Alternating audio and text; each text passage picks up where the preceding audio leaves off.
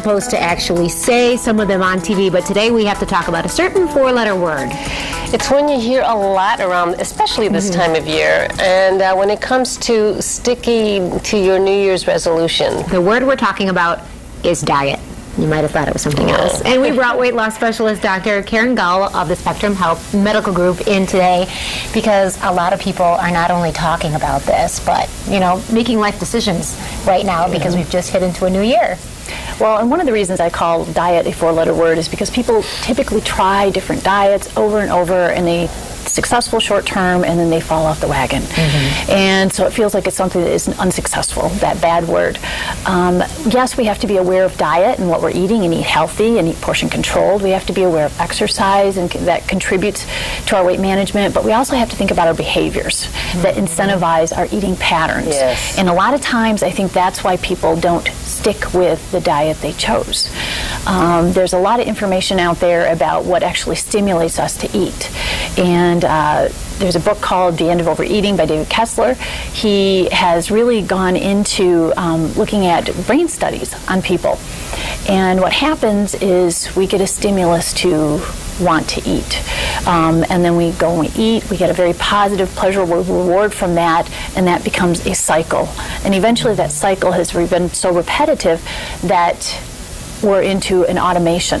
Where it's a habit, and there's things that, you know, you just see something that reminds you of it, and all of a sudden you start to fire in that center of your brain that you want that.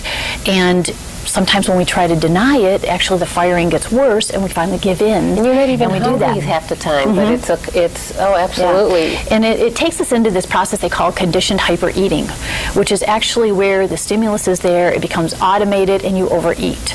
And you feel loss of control. You know you're not supposed to eat that much, but you just can't stop yourself.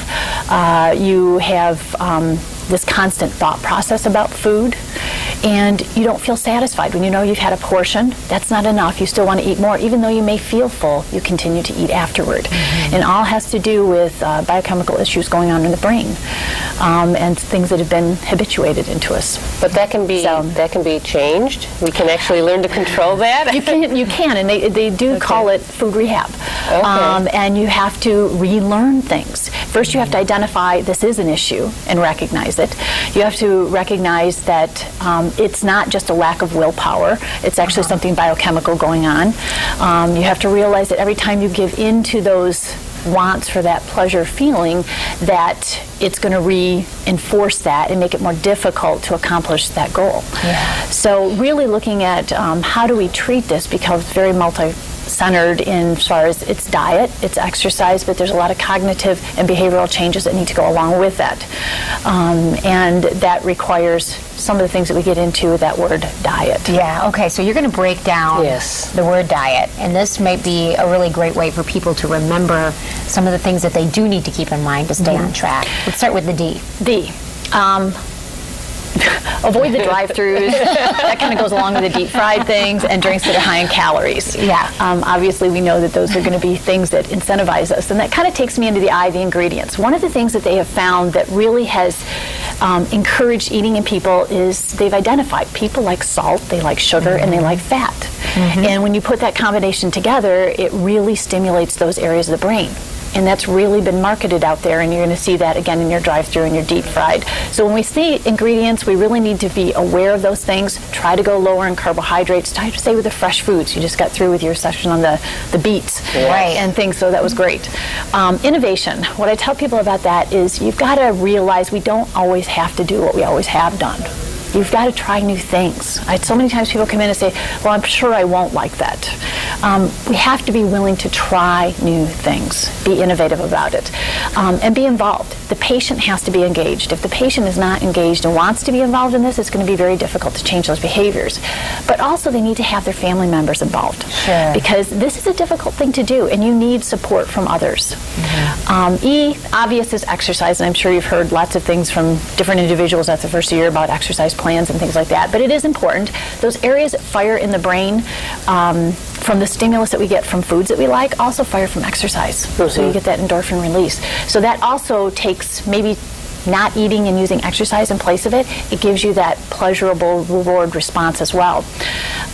Emotions, obviously there's a lot of emotions that lead us to eating, and honestly, the food center fires off, you get an opioid kind of response, and it makes you feel better short term, and it takes away some of that emotional stress that we might feel or pain that we're feeling. And a lot of people, when they're going through things, perhaps a divorce or a big life change, too, might turn to food, and I can see that link right there. It can be simple as, my job was really stressful this morning. Well, I lost your job. I do customer service, and it was really stressful after Christmas, and it's mid-afternoon, and what do? I get up and I need a break. I'm going to go to the vending machine for a candy bar and a Coke.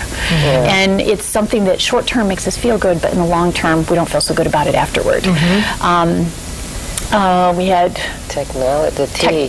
The E was motion. Excuses. Technology. I always tell people, beware of your excuses and your exceptions, because we're very good at making them and validating them, and then we need to say, okay, yes, I know it's difficult to exercise, but instead of saying I can't, what can I do to get started? The T, technology, can be a great thing and also can be somewhat of a detriment.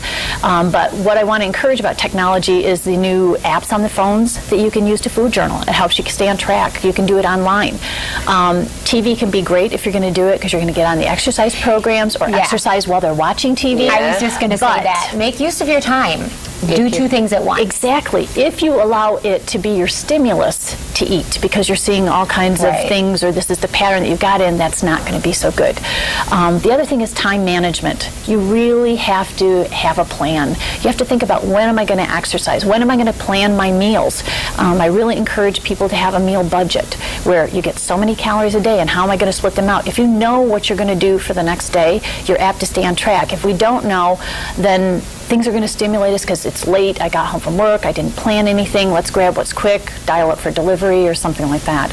So if you plan in advance, it's going to be very helpful. Well, it's great how you kind of laid these out. People can easily remember them through the DIET. You also have information, and you offer so many different services, through surgery and counseling and group sessions.